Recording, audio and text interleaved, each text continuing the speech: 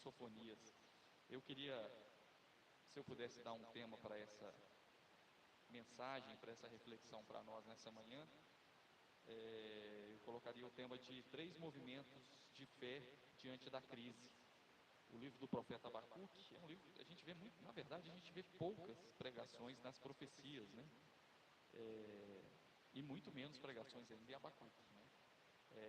O livro do profeta Abacuque só tem 3 capítulos e ele profetiza cerca de 650 anos antes de Jesus, numa época onde ele muito provavelmente foi contemporâneo do profeta Jeremias, que profetizava sobre o cativeiro babilônico que viria sobre Judá. O povo estava distante de Deus, tinha abandonado a Deus, a instrução, a lei do Senhor, e tinha se perdido em seus próprios caminhos. Ao mesmo tempo que existia essa dispersão espiritual em relação à conexão com Deus, o povo vivia muita religiosidade, mas era uma religiosidade misturada com costumes que não tinha nada daquilo que Deus instruiu. Ou seja, nem sempre presença efervescente da religião significa avivamento espiritual. E eu digo até mais, às vezes quando há religião demais, há evangelho de menos, há avivamento de menos. Então, em todos os grandes momentos da história de Israel, onde o povo estava distante da lei do Senhor, da instrução do Senhor, da presença e da comunhão com Deus, o povo estava imerso em profunda religiosidade, em profunda religião. Isso chama bastante atenção. E Abacuque, né, alguns autores vão até falar que muito provavelmente o seu nome significa abraçado.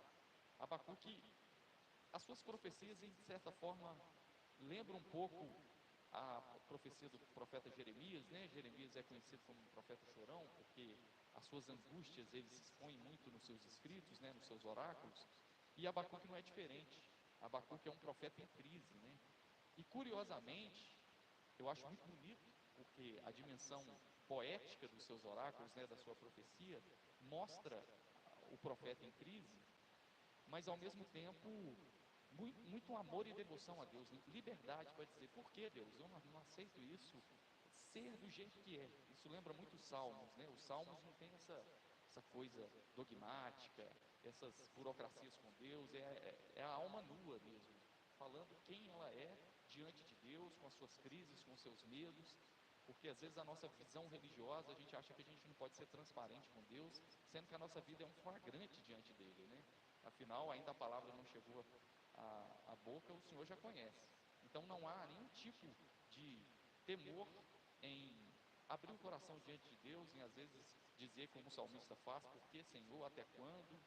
Não acho justo, eu estou em crise, meus pés quase resvalaram. Então eu acho isso muito bonito, e o profeta Abacuque também tem disso. E no meio dessa angústia dele com Deus, da sua crise espiritual, crise de fé, tem riquezas. Primeiro, talvez a grande poesia sobre uma fé no absurdo, ainda que a figueira não floresça. Esse é o texto famosíssimo que a gente cita e virou hino aí de Fernandinho, muito bonito inclusive. Sai nesse momento de profunda angústia, né? A crise sempre gera esse tipo de poesia, esse tipo de joia rara no meio de tribulação. A tribulação sempre produz alguma coisa, né? A crise sempre produz alguma coisa. E eu acho interessante porque em todo o Antigo Testamento não se fala de fé. Isso é muito interessante. Por que é interessante? Porque a gente vive um contexto religioso, especialmente evangélico, onde se fala muito sobre fé. Tem o show da fé, né? Tem a palavra da fé. Todo mundo usa a fé como um mecanismo, usa a fé como um atributo humano para tentar conquistar a Deus, convencer a Deus. Não, mas eu tenho fé que isso vai dar certo, pouco importa a vontade de Deus e tal. Não existe esse conceito de fé. Inclusive, apenas uma vez em todo o Antigo Testamento tem a palavra fé. Abacuque. Quando Deus responde a Abacuque e fala que o justo viverá pela fé. E a fé no contexto do Antigo Testamento, especialmente Abacuque, e não diferente em Jesus, que Jesus usa demais ao termo fé, quase que Jesus inaugura esse conceito, né? Em Abacuque a gente vê o conceito de fé sempre atrelado à confiança, à fidelidade, lembrando o profeta Isaías. Desde a antiguidade, jamais se ouviu um Deus semelhante a ti, que trabalha para aqueles que nele esperam e confiam no Senhor. Então, fé está muito mais no entregar-se do que na força humana de que, olha, está vendo, eu convenci a Deus com a minha fé, porque eu tenho uma fé maior do que um grão de mostarda e consigo fazer o que eu quero, pela fé, porque Deus me deu esse poder, como se Deus fosse menor que a fé, né? Então, muitas vezes hoje a gente vê no cenário religioso, não uma fé em Deus, mas uma fé na fé. Né? E isso é terrível, né? E isso começa a surgir, e mesmo que seja um discurso que até para ajudar, né? Eu vi, por exemplo, nessas épocas aí do Réveillon, aí começaram aqueles profetismos do Réveillon. Esse será o melhor ano da sua vida. Eu profetizo que assim, se você tem uma leitura sincera das Escrituras, do Antigo Testamento, do Novo Testamento, nós não temos certeza absoluta de nada. Não adianta eu profetizar. É bacana você torcer e desejar que o outro tenha o melhor ano da sua vida, mas eu não posso cravar e falar, eu profetizo em nome de Jesus que esse eu não sei. Você pode perder o emprego, você pode atravessar uma crise, porque a vida é assim. A vida é improvável, a vida é cheia de intempéries, né? E aí, em Abacuque, onde é introduzido o tema da fé é justamente introduzido num cenário caótico, num cenário de crise, num cenário onde a fé não está atrelada a resultado, que deu certo, porque pela fé eu consegui, aí dá aqueles testemunhos de fé, o show da fé, um monte de coisa. Em Abacuque a gente não vê isso, porque o profeta está em crise, está dando tudo errado, mas o justo viverá pela fé. E o que me chama a atenção é que, diante desse cenário de fé e na relação dele com Deus, que é descrita nesses 3 pequenos capítulos, ele nos traz 3 movimentos que ele faz que é fundamental. Um movimento de fé que é fundamental para a gente atravessar a crise. Mas qual é a crise do profeta Abacuque? Abacuque profetiza 650 anos antes de Cristo, numa época onde muito provavelmente Judá estava sendo reinada por rei Joaquim. Para você ter uma ideia, Joaquim foi filho de Josias, que foi um rei muito bom, que fez uma reforma religiosa. Ele estava lá no templo, ele era um cara justo, fazia juízo correto das questões sociais, tinha uma preocupação com a herança da história, da tradição de Israel, né, dos seus pais, do rei Davi, da linhagem de Davi. Quem foi Davi? Ele sabia que para governar bem Israel ele tinha que ter comunhão com Deus, e aí a história mostra que ele, vasculhando as coisas do templo, viu lá a lei empoeirada, resgatou a lei, fez uma reforma religiosa a partir da lei, tirou toda a influência não, não, é, não mosaica, né? Quase que eu falei não cristã, porque está no Antigo Testamento, né? Não mosaica, tudo que era sincretismo, que estava misturado, tudo que não era bíblico, vamos usar essa expressão, ele limpou, purificou, né? E teve um reinado próspero, mas o seu filho não foi tão bem assim, abandonou o Senhor, o poder subiu a sua cabeça, e ele fez tudo que não, fez alianças com reis pagãos, e o povo se perdeu completamente. E nessa época do rei Joaquim existia uma profunda corrupção moral, social e religiosa em Israel. Muita efervescência religiosa, mas nada da presença de Deus. Isso me soa, por exemplo, o apóstolo Paulo escrevendo aos Romanos, dizendo que, e comparando com os gentios, falando, olha, os judeus, e aí ele está falando dos mais conservadores, daqueles que não reconheceram Jesus, né? Não estava nem falando dos judaizantes. Ele falou assim, olha, de fato eles têm temor de Deus, mas sem entendimento da misericórdia, da graça, porque a religião às vezes ela se traveste assim, ela se veste de roupagens e esquece aquilo que é mais importante, que é o que Jesus sempre pregou: justiça, fé, misericórdia, amor ao próximo. A gente deixa isso de lado e vai fazendo as nossas catedrais, a gente vai estabelecendo as nossas regras de etiqueta, de roupa, de pode ou não pode, e vai fazendo um trem totalmente diferente e absurdo a proposta de Deus e do Evangelho, que é viver em paz e no amor.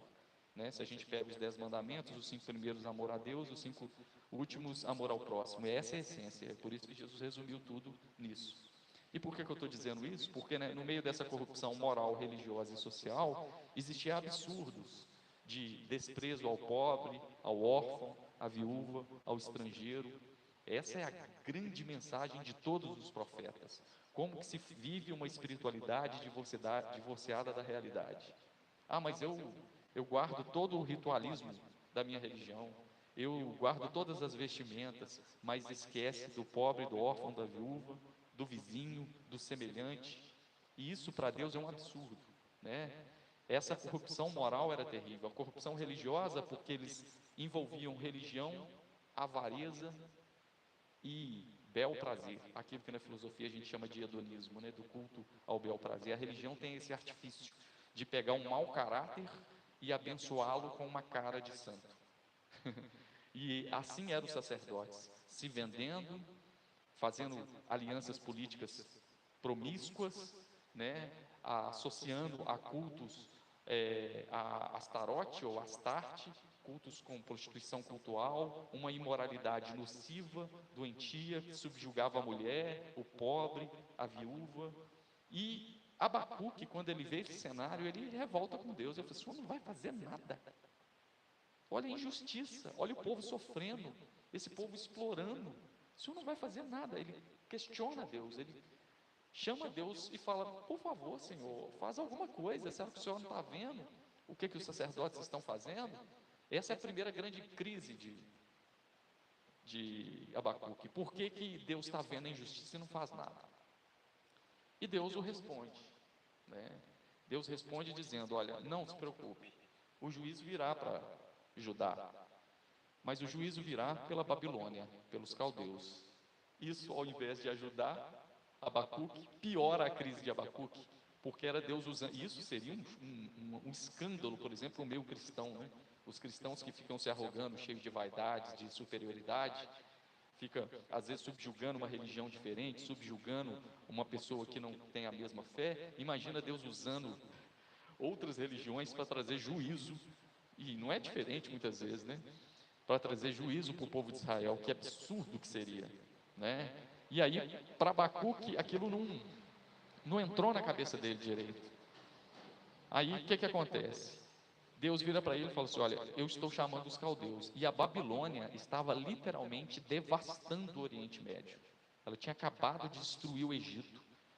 Nabucodonosor era tido praticamente como um deus. Ele faz um poste ídolo. A gente lembra da história de Daniel, onde ele pede adoração a si mesmo.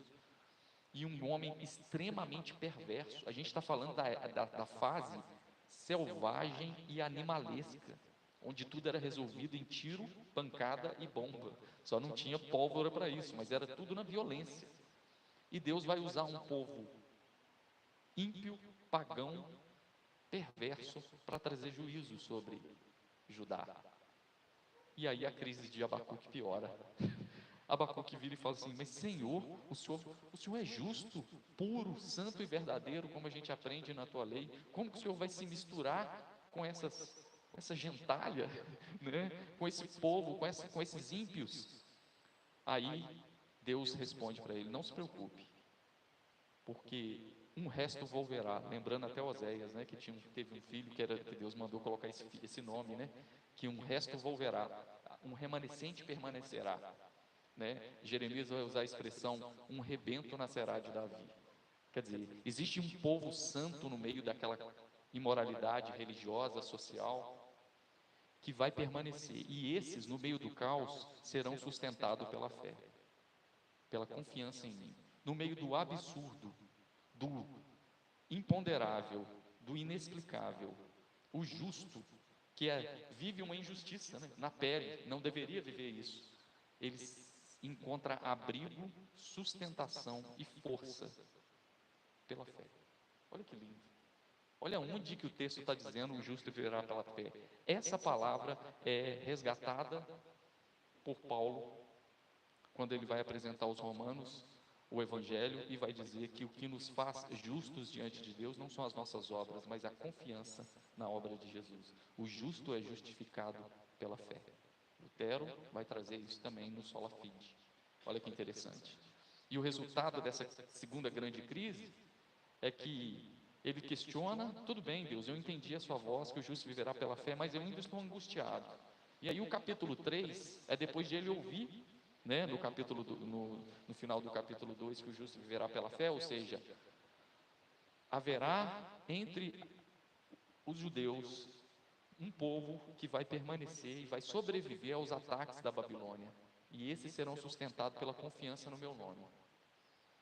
E ele se aquieta com aquilo, mas ele vai para um lugar distante, talvez uma colina, um monte, coisa bem eremita de profeta, e lá ele visita a solitude e faz uma oração, que é essa oração de Abacuque, que a gente vai ler alguns versículos picados, para a gente ver os 3 movimentos que Abacuque faz na sua oração diante da crise. Talvez você pode estar atravessando um momento de crise, de alguma forma. Se não está atravessando, já atravessou e talvez possa atravessar, porque a vida é assim. Jesus em nenhum momento falou que ter fé significa... Só esperar o carro passar aqui. Tem um domingo animado aqui, ó. Só esperar o carro passar, passou. Aí, ó. Então, para Abacuque, para Jesus, para o Evangelho, para as Escrituras que dão testemunho de Cristo, viver pela fé não significa estar blindado a essas dificuldades, a viver um imponderável, um improvável, um imprevisível, um absurdo. Viver pela fé é justamente ter fé para viver isso. Para ser sustentado nisso e encontrar abrigo, sentido e esperança nesse absurdo. Então a resposta de Deus para Abacuque foi dizendo: olha, no cenário de dor e angústia, o justo é sustentado pela fé em mim, pela confiança em mim. O juízo virá por meio dos caldeus, mas Deus está presente no caos e a justiça prevalecerá. Aí vem o capítulo 3, ele vai fazer uma oração que eu queria que a gente lesse. Diz assim, capítulo 3, versículo 1. Oração do profeta Abacuque sob a forma de canto. Virou até uma música, né? Tenho ouvido, ó Senhor, as tuas declarações. Ele questionou e Deus falou a ele. E me sinto alarmado, com medo. Aviva a tua obra, ó Senhor, no decorrer dos anos. E no decurso dos anos, faze-a conhecida. Na tua ira, lembra-te da tua misericórdia. Ele fala o seguinte: Senhor Jesus, eu ouvi o que o Senhor disse, que os caldeus virão, a Babilônia virá, mas tem misericórdia de nós no dia da tua ira, do rebento de Davi, de Jessé. Senhor, sustenta-nos no meio desse caos, aviva a tua obra, do mesmo jeito que o Senhor sempre foi presente na nossa história, traz vida para nós, na hora da nossa fragilidade e na hora da nossa vulnerabilidade. Ele está orando desse jeito. E aí ele vai retomar, num exercício espiritual, de trazer à memória tudo que Deus fez no decorrer dos anos. Engraçado que a gente pega esse texto aqui para falar sobre avivamento, né? Aí a gente confunde avivamento com barulho, né? Até o John Stott tem uma frase assim, né, que a gente confunde avivamento com barulho, presença do Espírito Santo com barulho. Então, vamos avivar. A Bíblia fala sobre um texto na Bíblia inteira que vai usar a expressão avivar, que significa trazer vida, e aí a gente usou a expressão de avivamento, fazendo aquela estardalhaço religioso e tal. A gente sabe que há momentos na história, e é o que o nosso querido Abacuque está orando aqui, há momentos na história onde esse mover de Deus é mais presente, está na agenda de Deus. Ele está pedindo isso: olha, Senhor, a Babilônia virá, mas vem sobre nós com a tua vida, igual foi antigamente, né? E aí ele vai retomar dizendo, versículo 3: Deus vem de Temã, e do monte Parã vem o santo, a sua glória cobre os céus, e a terra se enche do seu louvor. Ele começa a lembrar lá do Êxodo, o seu resplendor é como a luz, raios brilham da sua mão, e ali está velado o seu poder. Adiante dele vai a peste e a pestilência, segue os seus passos, lembrando das pragas do Egito, né? Ele para e faz tremer a terra, olha e sacode as nações, esmigalham-se os montes primitivos, os outeiros eternos se abatem, os caminhos de Deus são eternos. Aí ele começa a trazer, isso vai até o versículo 15 mais ou menos, a gente não precisa de ler, vai trazer na memória a ação de Deus no decorrer do tempo, no decorrer dos anos, como ele fez usando Moisés contra o império do Egito. Ele falou: Senhor, vem sobre nós, eu sei que o Senhor trará os caldeus, mas aviva. E ele começa a trazer à memória isso, para alimentar a fé dele. E lá no versículo 16, depois dele falar do poder de Deus, né? né? Fala que lá no versículo 14 ele diz: traspassasse a cabeça dos guerreiros do inimigo com as suas próprias lanças, os quais, como tempestade, avançam para me destruir, regozijam-se como se estivessem para devorar o pobre às ocultas. Marchas com os teus cavalos pelo mar, pela massa de grandes águas. Está vendo que a metáfora toda é o, o êxodo, né? Passada a passagem pelo mar.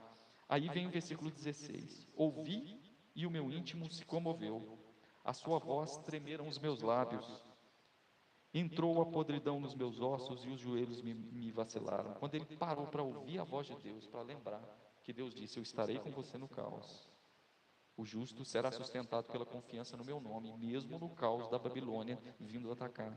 Ele se comoveu e diz: pois em silêncio devo esperar o dia da angústia, que virá contra o povo que nos acomete. Aí ele está dizendo: olha, o povo que vai vir contra nós virá angústia para eles também. Inclusive o capítulo 2 inteiro de Abacuque é uma profecia contra a Babilônia, para justamente confortar o coração de Abacuque.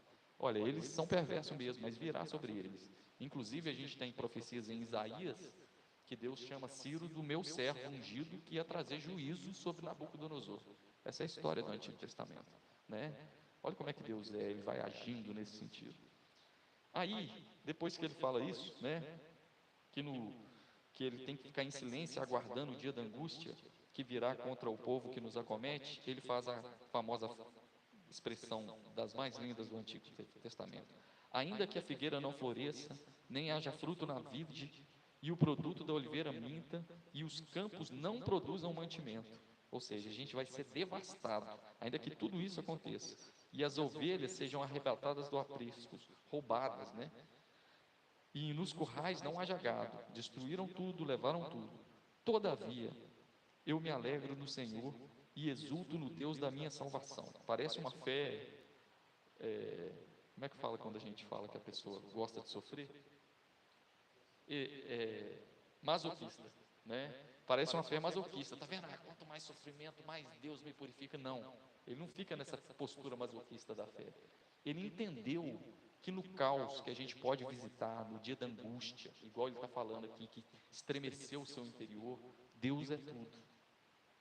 Deus é o seu motivo de alegria, Deus é o motivo do seu louvor, e não para por aí, é nessa exultação da presença de Deus com Ele no caos, no imponderável, no imprevisível, no ataque da Babilônia, que ele vai dizer, depois desse lindo versículo aí, 18: todavia eu me alegro no Senhor e exulto no Deus da minha salvação, porque o Senhor Deus é a minha fortaleza e faz os meus pés como os da corça e me faz andar altaneiramente. Interessante como a corça é igual a garça, né? Tem o pé, as pernas compridas para você andar para além dos obstáculos. Ele está falando: olha, eu não sei como, não há fruto na videira, não há o produto da oliveira mentiu, não há nada, vai ser roubado as nossas ovelhas, os nossos gados, mas o Senhor vai me fazer andar acima desses problemas, porque Ele está comigo.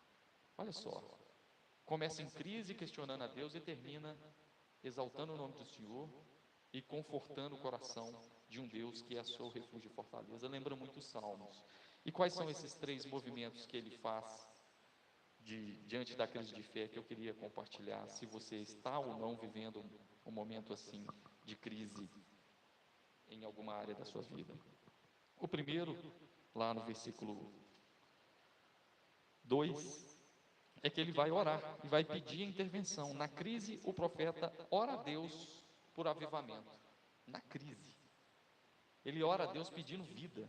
Ele vai até a Deus, ele vai expor: olha, Senhor, vem sobre nós, a gente está com medo, traz a sua vida. Isso é muito bonito, né? Tem uma música do Paulo Nazaré, que ele canta com Marcos Almeida, né? Eu não sei o nome dela, né? Só sei que fala sobre o amor lança fora o medo. E aí o refrão ele canta, né? O amor lança fora o medo, que me faz e refaz sonhar, que me refaz e me faz sonhar de novo. É muito difícil diante de um cenário imponderável, improvável, angustiante, às vezes até impossível, você sonhar de novo. Ele está pedindo vida. Falou assim: olha, eu não sei como. É igual quando a gente enfrenta um luto, né? A negação do luto, você fica pensando assim: não dá para viver mais. Eu perdi a vida. Até você processar aquilo tudo e entender que a vida continua, e é um processo terrivelmente doloroso, mas é um processo natural. Às vezes a gente vai atravessar situações que você não vai conseguir enxergar a possibilidade de sonhar de novo, de viver de novo, de ter qualidade de vida, de ter esperança. É por isso que ele ora, Senhor, aviva, traz vida, traz vida, traz a tua presença. Essa é uma oração que a gente tem que fazer, né? Faz acontecer, manifesta-te, Senhor, como o Senhor fez no passado, né? Ele busca por vida, providência, intervenção em meio ao caos.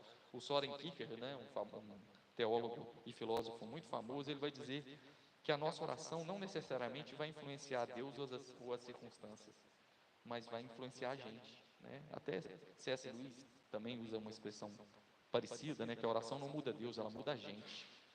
Então, na hora da crise, pedir pelo socorro, pela intervenção, pelo avivamento, pode ser fundamental para mudar você, para mudar você.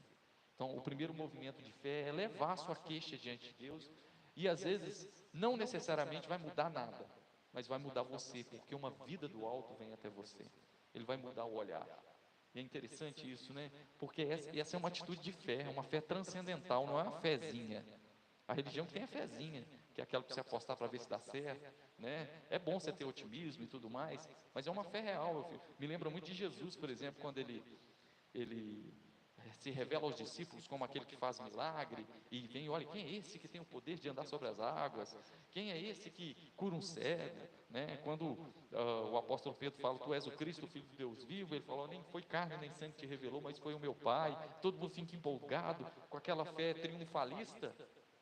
Aí vem Jesus com a vida real, olha, em verdade vos digo que o Filho do Homem descerá a Jerusalém e será entregue na mão dos malfeitores, e será morto, e no terceiro dia ressuscitará. Ou seja, você vive drama, mas vive consolação, vive preservação, vive um justo que vive pela fé.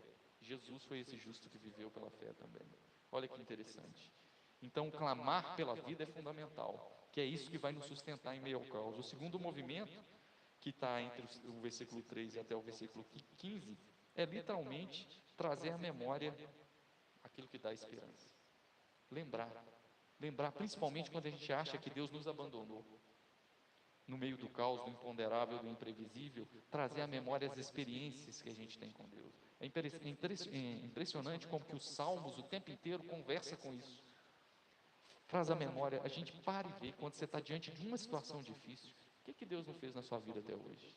Você tem que fazer esse exercício para trazer vida de novo, para sair da escuridão e lembrar, peraí, poxa, eu sei de onde eu saí, eu sei como Deus já interviu na minha vida de maneira tão poderosa, eu sei que Ele me ajudou a casar, Ele me sustentou, Ele me abriu portas, Ele fez tantas coisas, traz à memória isso. Todo mundo que anda com Deus seriamente tem alguma coisa muito impressionante que Deus fez na sua vida, que você fala inegavelmente, é a presença de Deus. E esse enxergar, trazendo à memória, deixa o nosso olhar sensível no meio do caos e da crise, para olhar de novo o agir de Deus, das que às vezes vem pelo imprevisível, pelo imponderável. Né? Eu vivo, por exemplo, um momento curioso, assim, de profunda transição na minha vida existencial. Estou fazendo uma reconfiguração, lembrando aqui de Pitty, né, na música dela, pane no sistema, alguém me reconfigurou. Assim, estou passando por uma reconfiguração. Pitty não é crente não, gente, é só uma música secular, tem sabedoria. E aí, eu lembro e eu estou vivendo toda essa reconfiguração, mas ao mesmo tempo que eu vejo essa reconfiguração, eu tenho visto a mão de Deus do mesmo jeito que eu já vi Ele fazer outrora. E isso tem me consolado. Mesmo que eu tenha que atravessar alguns vales escuros, de medo, de insegurança, de imprevisibilidade, mesmo que como o profeta Abacuque eu me sinto alarmado às vezes, mas eu tenho visto Deus fazer muitas coisas, Eu estou em processo aí fui para uma rede nova, trabalhando em Ouro Preto, Eu nunca imaginei que eu ia, por exemplo, ter condições de conciliar os dois empregos, né? Eu estou igual o pai do Cris agora, estou com 2 empregos, olha que legal, né? Eu nunca imaginei que eu poderia conciliar as duas redes, porque os dois é de manhã. Mas sabe quando Deus trabalha, querendo dizer, olha, eu estou aqui.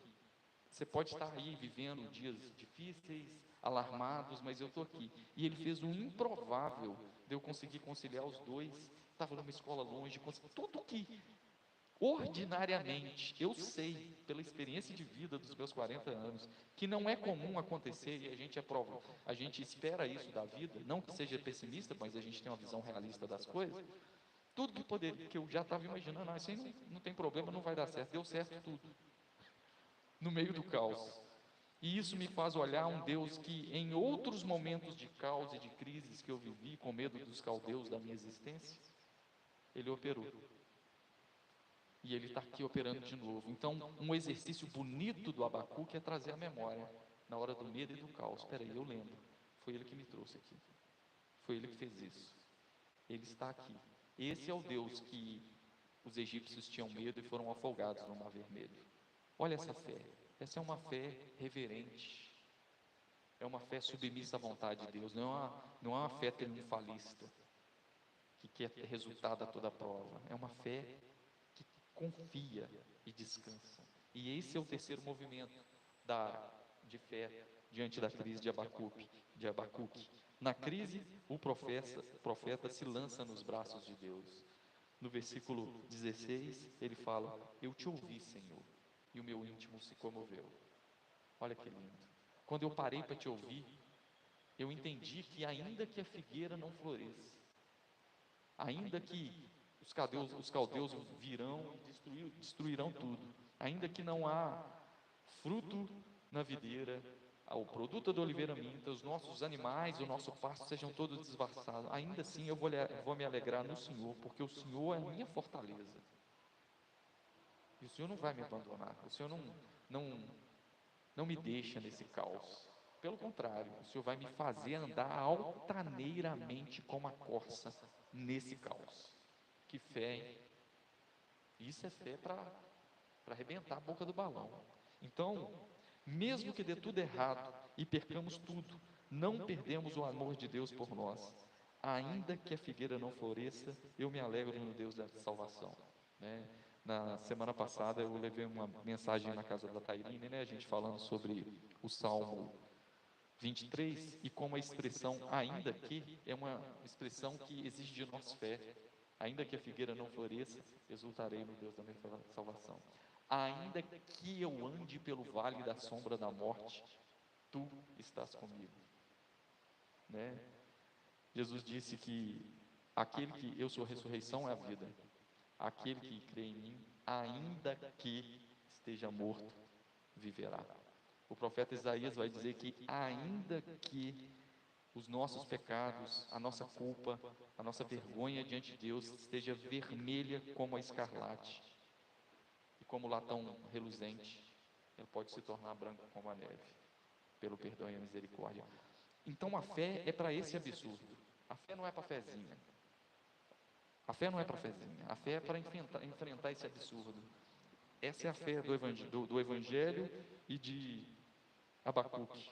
Às vezes, diante do nada, fica mais evidente para nós que Deus é tudo. Aí tem uma frase de Lutero que eu gosto muito, né? Que ele fala assim: Deus é especialista em criar do nada.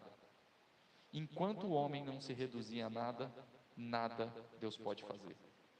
Olha que bacana. Então é justamente no nosso estágio de mais vulnerabilidade que a gente se lança nos braços de Deus, que a gente encontra repouso e fortaleza. Essa é a fé transcendental. O Senhor nos faz como a corça, andando acima do abismo. Essa é a fé transcendental. Esses são os 3 movimentos de fé de Abacuque. Então talvez você possa estar vivendo alguma experiência de angústia que dá aquela sensação que Deus ou não está com você, você não entende os desígnios de Deus e a gente não entende mesmo, mas esses 3 movimentos podem ser didáticos para nós. Clamar a Deus por vida. Olha, Senhor, talvez o cenário não muda, mas o meu coração pode mudar. E a gente tem visto isso, né? A rede social tem muita coisa ruim, tem sempre uma vida super feliz, né? Todo mundo está feliz, todo mundo tira foto, todo mundo em viagem, aquela coisa assim. O mundo é Alice no País das Maravilhas. Mas às vezes a rede social, quando mostra a vulnerabilidade de pessoas fortes, ela te dá um tapa na cara. Quando você vê lá uma pessoa com uma doença terrível e vivendo com mais força e vida do que você. Isso é avivamento. Isso é maravilhoso, né? Então, pedir vida no meio da dificuldade. Segunda coisa, trazer à memória o que dá esperança. Traz à sua memória sempre aquilo que vai alimentar a sua fé. E a terceira coisa, descansa nos braços de Deus, porque esse Deus não te deixou sozinho. Ele está contigo e ele te faz como a corça e faz os seus pés como os da corça, andando em lugares altos, acima dos problemas, das tribulações, das angústias, do imponderável. Essa é a fé de Abacuque. Talvez você nunca ouviu uma pregação de Abacuque assim, né? Mas é a exposição fiel do texto. Se você lê o texto assim, você entenderia o que eu compartilhei para vocês aqui. Mas eu espero que te abençoe como me abençoou. E eu tenho me agarrado nisso. Quando aparentemente me vejo alarmado e angustiado como Abacuque. E tenho encontrado nele a alegria da salvação. Amém? Vamos orar então? São 11 horas, 12 minutos. Espero que essa pequena reflexão, né, de poucos minutos, tenha encontrado lugar no seu coração. Não é uma palavra muito popular, né? É muito mais gostoso falar de uma semana de vitória, de um ano extraordinário, mas é uma fé que, eu tenho certeza absoluta, o Senhor está contigo e o justo vive pela confiança nele, independente se há fruto na figueira ou não. Essa é a fé do Evangelho. Essa é a fé que celebra a ressurreição, mas celebra o Calvário também, vive o Calvário também. Então é isso, meus irmãos. Se você tem algum pedido de oração, você pode ficar à vontade aí para colocar no, no chat. Se quiser falar alguma coisa também, seja aí no YouTube, seja também no nosso chat aí do Meet, né, do Google Meet. Fica à vontade. A gente tem uns pedidos, né? A Joana até pediu para a gente orar para essa semana aí. A Melissa está ansiosa, assim, né? Que vai mudar de escolinha e está desafiador, não quer, está chorando. É difícil para a gente, né? Eu até falei isso com a Joana durante essa semana. Ela tem 4 anos e meio. Não tem como você chegar lá, ela não vai ser como uma adulta. Ela fala assim: olha, muito bom dia, meu nome é Melissa, eu venho de uma outra escolinha. Deixa eu ver aqui na lista qual salinha que eu vou. Pro, muito bem-vindo. Não, não vai rolar. Ela precisa de todo aquele abraço, ela é uma bebê, né? Então, é um período que a Joana vai ter que se desdobrar ao mesmo tempo que tem que atender o trabalho dela, tem que tentar ajudar ali, uma vez que eu estou um pouco mais longe. Então a gente fica nessa tensão, mas eu acredito nesse Deus que ajuda a gente até nesses detalhes, sabe? Esse é o Deus de Abacuque, que a gente pode abrir o coração para ele, para uns problemas que às vezes a gente pode achar até corriqueiro, que é pedir a Deus para abençoar uma transição de uma criancinha que está numa nova escola, né? Então, esse é o nosso pedido de oração mais improvável, assim, né? Se alguém tem mais algum pedido, fica à vontade. Alguém pediu aí alguma coisa? Então, aqui alguém tem algum pedido de oração que quer compartilhar? Tairine quer falar alguma coisa? Deixa eu ver se eu te ouço aqui. Espera aí. Você consegue ouvir ela aí, Juliana? Espera aí, Tairine, deixa esse gente só.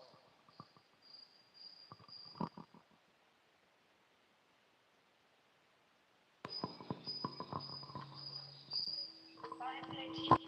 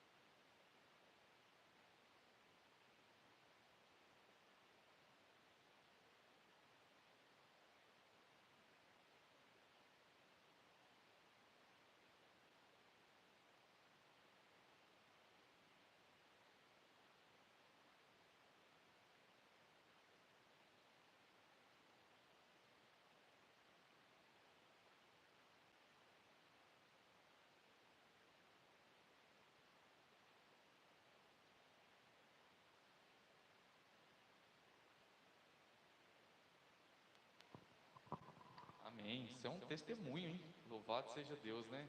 Graças a Deus, fico feliz. Para quem não está inteirado, a Tairine compartilhou com a gente aqui na semana passada, pediu oração para o tio dela, que ia passar por uma cirurgia delicada, passou, né, por uma cirurgia delicada, um tumor na cabeça. E aí a gente esteve lá na segunda-feira passada, orando junto com eles, né, ministrando a palavra. E eu também senti uma visitação carinhosa do Espírito Santo, a recepção, o retorno da sua família, do olhar da família, assim, recebendo a palavra de Deus, né? Foi maravilhoso mesmo. Um dia eu compartilhei isso com a Joana, foi uma noite muito especial mesmo. E eu fico feliz, né, pela vida, né, pelo avivamento que Deus fez aí na sua família e que Ele continue com a mão poderosa dele ali sobre o seu tio, trazendo plena recuperação, cura completa e que Ele também se revele, continue a se revelar como esse Deus amoroso para a sua família, que é gente boa de Deus. É só se conectar com Ele, né? E estão se conectando, graças a Deus. Obrigado pelo carinho, né? E assim, se precisar, chama a gente que a gente vai aí, vai fazendo mensalmente, não tem problema, né? Será um prazer. Amém. Graças a Deus. Fala aí. Bom dia, gente. O Haroldo pede oração para o Rodrigo e Raíssa, um casal que Deus colocou no caminho dele que ainda não conhece a Deus.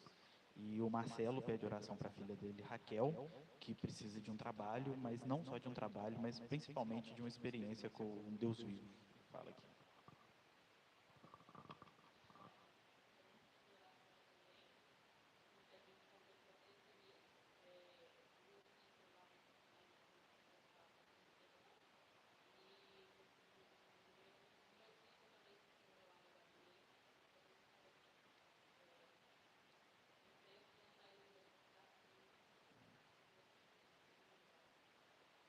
O Deus de Abacuque está contigo. Pode ficar tranquilo. Né? Amém. Louvado seja Deus. Vamos orar aí para Deus avivar e te direcionar nesse momento delicado, né? Porque é uma reconstrução, né? Mas Deus está contigo, com sua família. Amém. Graças a Deus. Vamos orar então? Semana que vem, ceia? Ceia. Semana que vem, então, a gente vai ter um culto, né? Todo mundo sabe que a ceia a gente reúne aqui com os irmãos do nosso querido pastor Lira. A gente faz um culto mais formal, né? Então a gente vai fazer. Vamos ver se a gente chama uma galera também para nos ajudar aí no louvor, né? Eu até falei com. Gente, o nosso irmão chama Doidão, é o apelido dele, né? O Juninho, né?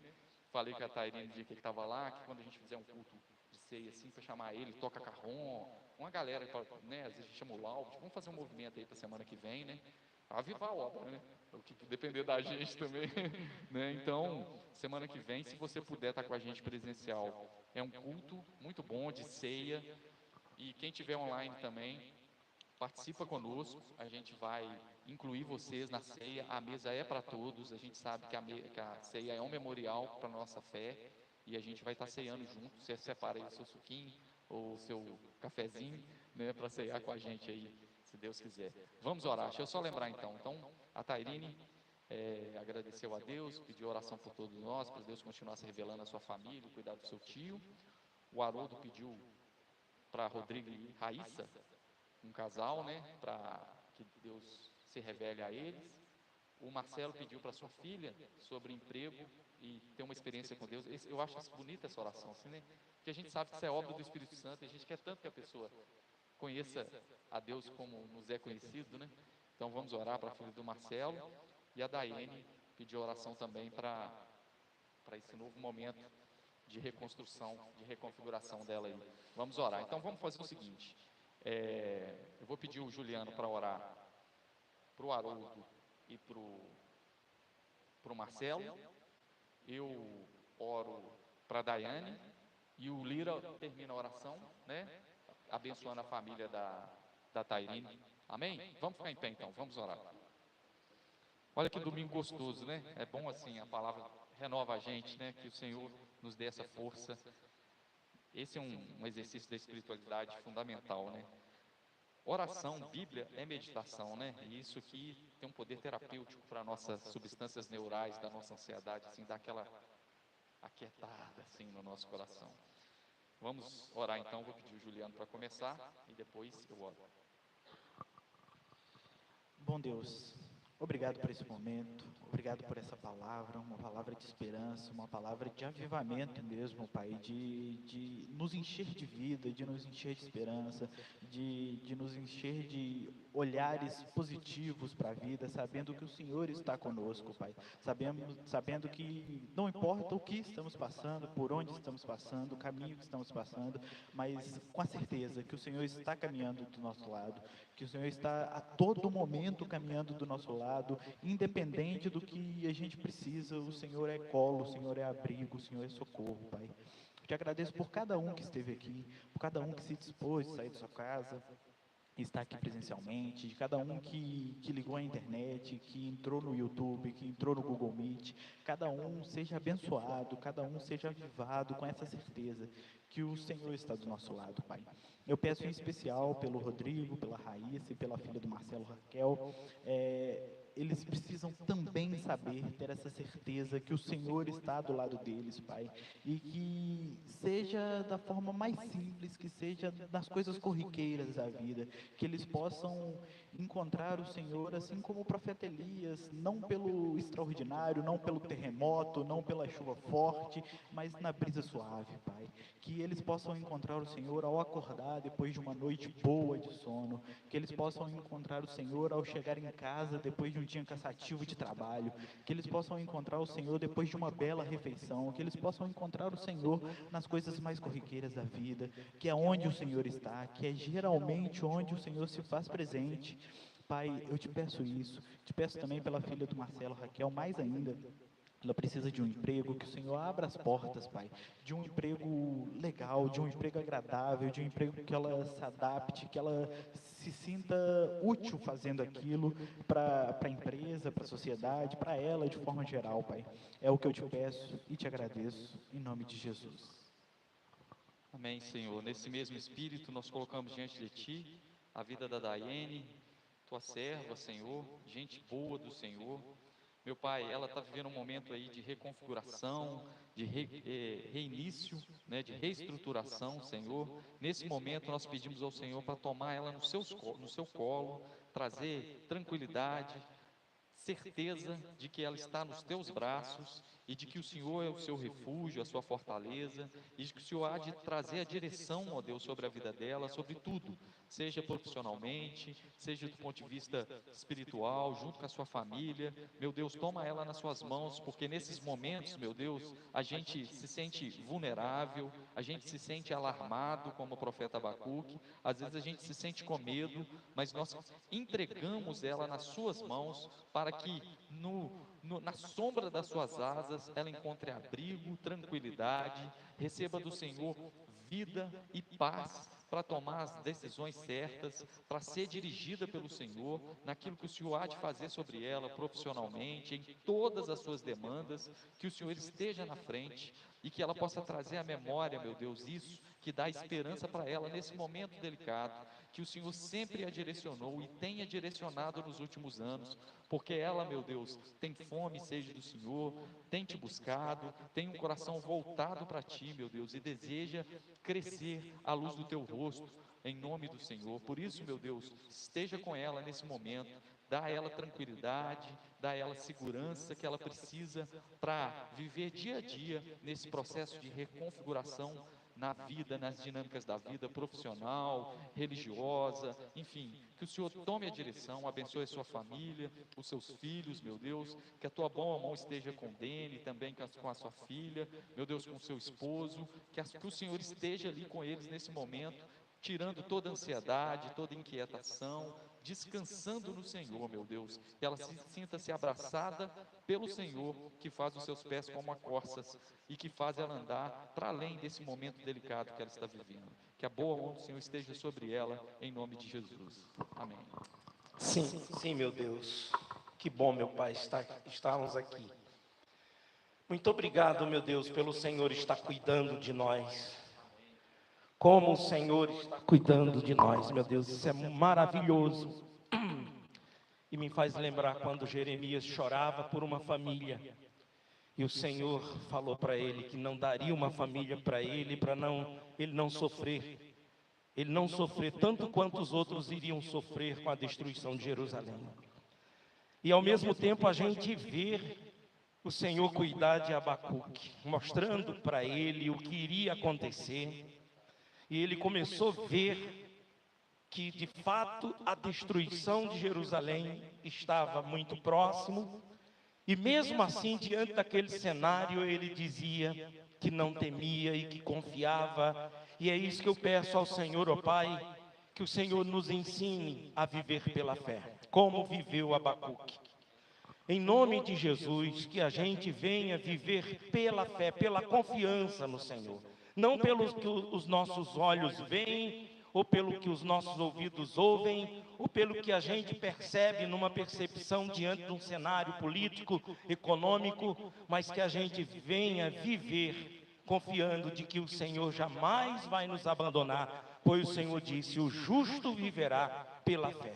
Ensina-nos, ó Pai, a viver pela fé. Eu oro em nome de Jesus pela família da Aline e todas as famílias, pedindo a tua bênção, meu Deus, pedindo a paz, o amor, a união, a harmonia, pedindo, meu Deus, por todos os lares, por todas as famílias, meu Deus, a tua bênção, a tua proteção, meu Pai, em o nome de Jesus Cristo. Assim como o Senhor cuidou daqueles judeus quando veio a destruição, quando veio o Nabucodonosor, que cercou Jerusalém e que começou ali oprimir o povo, fazer o povo sofrer, mas teve um grupo de pessoas, de justos, que ouviam os profetas, que ouviram os profetas Isaías, que ouviram os profetas Jeremias, Ezequiel, e justamente esse povo que ouvia os profetas, os mensageiros de Deus, e a fé que eles tinham, que Deus iria ampará-lo, e esse povo foi protegido de tal forma, até em terra estranha, ao ponto do Senhor levantar Daniel como governador para cuidar desse povo. Senhor, eu sei que o Senhor é capaz de levantar até Ciro novamente, se for preciso, para libertar o povo da Babilônia. O Senhor é poderoso, meu Deus, para ser o médico dos médicos, Senhor dos senhores, para curar, para libertar. O Senhor é poderoso para fazer, Senhor, o impossível acontecer. E nós cremos nisso, ó Pai. Nós sabemos de que cada vez pode ficar pior esse cenário político, econômico, tanto do Brasil como no mundo, mas a gente mesmo assim, meu Deus, está vivendo pela fé, confiante. O Senhor disse: no mundo tereis aflições. A gente tem essa consciência, mas nós cremos no Senhor, Pai, e nada vai nos abalar. Eu peço por todas as famílias, por todos que estão orando conosco agora, meu Deus, eu peço a sua bênção, peço em nome de Jesus a sua proteção. Nós pedimos que o Senhor não nos abandone, não deixe de falar conosco, não deixe, meu Pai, que a gente venha endurecer o nosso coração. O Senhor disse: por acaso quando eu voltar encontrarei fé na terra? Senhor, misericórdia, Pai, de cada um, por cada um de nós, tenha misericórdia de nós, pois nós precisamos da sua graça, precisamos da sua bênção, da sua proteção, precisamos de ouvir a sua voz, pois essa palavra, essa mensagem de hoje desperta em nós o quanto que a gente tem que viver pela fé, Senhor, confiando no Senhor, esperando no Senhor. Obrigado, Pai. Eu entrego nas tuas mãos essa semana. Hoje é domingo, que o Senhor abençoe esse resto de dia, ou amanhã, depois, toda essa semana. Abençoe a Santa Ceia que estaremos aqui reunidos, ceando em memória do que o Senhor fez por nós na cruz do Calvário. Deus, em nome de Jesus Cristo, abençoe essa semana, em o nome do Senhor, para que o Senhor seja glorificado por todas essas famílias que estão orando conosco. Em o nome de Jesus. Amém, Jesus. Amém. Amém, meus irmãos. A todos, um bom restante de domingo, uma semana abençoada. Obrigado pela presença, pela conexão de todos. É um prazer congregar com os irmãos. Uma boa semana e até a próxima, se assim o Senhor nos permitir. Amém.